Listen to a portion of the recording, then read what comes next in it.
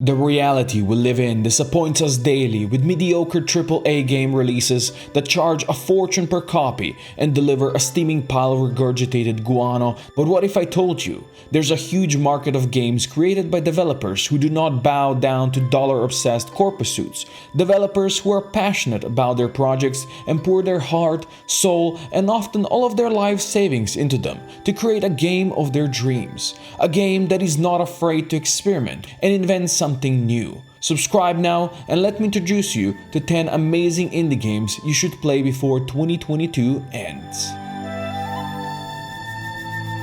If you thought visiting Canada will be all about maple syrup and hockey, you were wrong. It's all about freezing your balls off in a snowstorm while climbing a mountain to escape a pack of hungry wolves. The Long Dark shows a new take on the apocalypse setting. There are no zombies or monsters, just you versus Mother Nature. And Mother Nature is a cold mistress in Canadian wilderness. A vast world you have to scour for precious supplies or succumb to the elements. Hunt, fish, trap, climb, map, explore, and scavenge. Fight against hostile wildlife, hypothermia, frostbite, starvation, and dehydration. With permadeath, the world is as deadly as it's beautiful. I suggest playing the Sandbox for the best experience, but the game also features various challenges and a full story mode that gets new chapters every year. It's up to you to choose how you want to go into the Long Dark. Imagine a story where your main hero ages to become an old grandma. In the process, she makes a deal with a powerful wolf god, recruits her grandchildren to help her fight the invading army's robotic chicken, grows a pair of tentacles in place of her arms, and acquires angelic wings while exploring an old poop-stained bathhouse, and then goes out in a blaze of glory to save the world. Wildermyth is a masterpiece of storytelling. At a first glance, the art and game mechanics look simplistic, but the story is the closest you will ever get to true D&D adventures. Your heroes will grow old, they'll have children, they'll die, sprout wings, tentacles, tree arms, glowy arms, and so much more. Every campaign is different, and soon you'll be laughing and crying with your heroes. If ancient Chinese knew one thing, it was how to grow rice, and meditate surrounded by human excrement for hours every day to turn themselves into literal gods amongst men, capable of slicing your legs off across the whole map using their sacred pair of brown underwear. Amazing Cultivation Simulator is a cult simulator where your holy dog will abuse the students by feeding them poop. Your people will die of heart attack if the doors to their bedrooms are facing the wrong direction, and God forbid your starting character was a furry, because the gods will punish you severely. If you haven't sold your soul to the Chinese yet and you're a fan of management and simulation games, what are you even waiting for? Shooting a wolf from a distance using a bow and arrow, only to miss it repeatedly until it finally reaches you, chews off your arm, and proceeds to wear your head as a hat was considered a normal Sunday afternoon for medieval peasants. But in Stone Shard, you are no mere peasant. You are a peasant that decided to be a mercenary. In war-torn world of Aldor, you fight brigands, cultists, wildlife, and the undead, using hundreds of abilities and pieces of equipment, and yet still, you will die. The turn-based combat is ruthless, yet extremely rewarding if you take your time to learn the game. With new updates coming at a steady pace, the world of Stone Shard only grows bigger every year, and there is many a bandit-infested ruin that needs a hero like you to clear it out.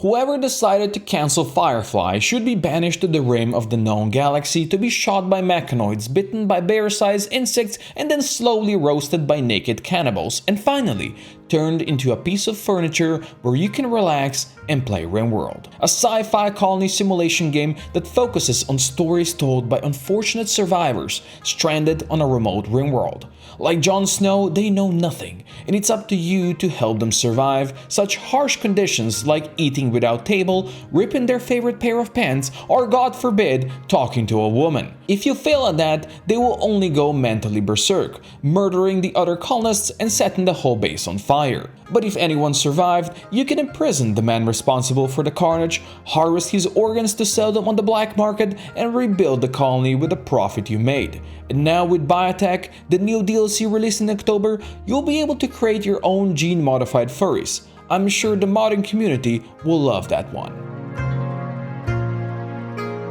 We all know reality TV really shines when you can skin your fellow contestant and wear their face as a mask, then raid a military bunker protected by T-Rex-sized mechs only to find nothing but a rusty machete you can then sharpen on zombified indigenous population of the island, conveniently called puppets. In Scum, that is not only your secret dream, it is your reality. Traverse the vast island across green woodlands, snowy mountains, and sunny coasts, while fighting zombies in single or multiplayer. Take a poop on your friend's head or pee off the tallest building on the island. Craft, hunt, scavenge, fish, trade, build, drive, shoot, acquire fame, lose fame, and experience needlessly advanced metabolism system that is more complex than the International Space Station. My childhood summers spent vacationing on Croatian islands clearly did not prepare me for the reality that is the state of Croatian tourism today. If you thought any of the previous games were weird, wait till you get your entrails violently ripped out of your mutated body by a sentient cactus who took offense at the amount of water you stole from the baboons next door. Caves of Quad, or Cock, is an absolute madness of a game that looks like a next-level Excel spreadsheet, but behind the simple facade hides a game deeper than your mom's throat. Mutate yourself with wings, extra heads, extra arms, extra legs, and more, or stay human and enhance yourself with cybernetics. Fight or befriend the many factions like apes, crabs, robots, or a pious order of cybernetically enhanced Templars bent on extermination of all mutant life. Cock might seem impossible to swallow at start, and you'll lose your first 10 characters in one brutally violent way or another, but by then you'll love the game for what it really is. A sci-fi epic with nothing quite like it. This is how you died. Not by zombification, but by falling off the roof, setting yourself on fire, crashing your car, food poisoning, common cold, depression, and, well, I guess zombies as well. Project Zomboid is the ultimate hardcore zombie survival, leagues ahead of any other similar game. Scavenge, forage, fish, farm, build, repair, and choose from many starting traits, both positive and negative. But to survive, you have to fight. There are thousands of zombies on the map, responding to sound, migrating, and sharing a love for your brains. There are hundreds of ways to die, and there are hundreds of ways to survive, either solo or with your friends. And when you get bored of killing your friend, make your game fresh with hundreds of amazing mods from the ever-growing modding community. I have seen Pather Invasion Force on fire off the shoulder of Chickamaustock. I watched Tachyon lances glitter in the dark near the Ragnar complex. All those moments will be lost in time, like tears in rain. Star Sector is a space combat RPG with unlimited ship and fleet customization. It's the only game on this list that is not yet on Steam, but don't let that stop you. Amazing space fights with ships you can customize, pilot, and command, from tiny frigates to massive lumbering capitals, and all between. There are pirates to vanquish, ancient mysteries to explore in the deep space, fully simulated economy, colony building, factions to support or fight against, and so much more. There are hundreds of different weapons and hull mods to customize your ships with, and when you get bored of selling illegal narcotics on the same black market, install some of the hundreds of mods that add new factions, ships, weapons, and no matter what you do, don't trust an alpha core.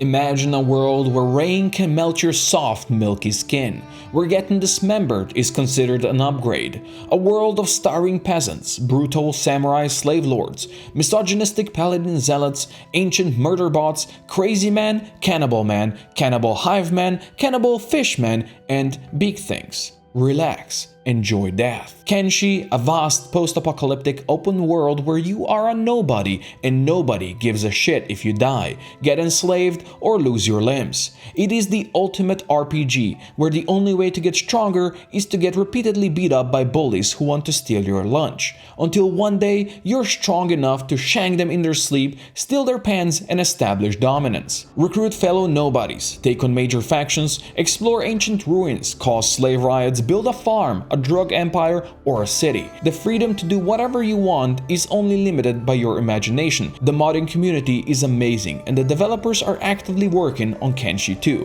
which promises to be only the greatest game ever created. If somehow this is not enough games for you, I can easily recommend a whole lot more. Become an alcoholic detective in Disco Elysium, get brutally mauled by a bear in Unreal World, pollute a whole world in Factorio, spend 100 hours building 5 meters of road in Workers and Resources, die in 100 different ways in Green Hell, kill in 100 different ways in Jupiter Hell, and cry fat tears of sorrow in This War of Mine. If I convince you to try even one single game from my list, my job here is done. Your job now is to tell me your experience playing that game, either in comments below or on my Discord.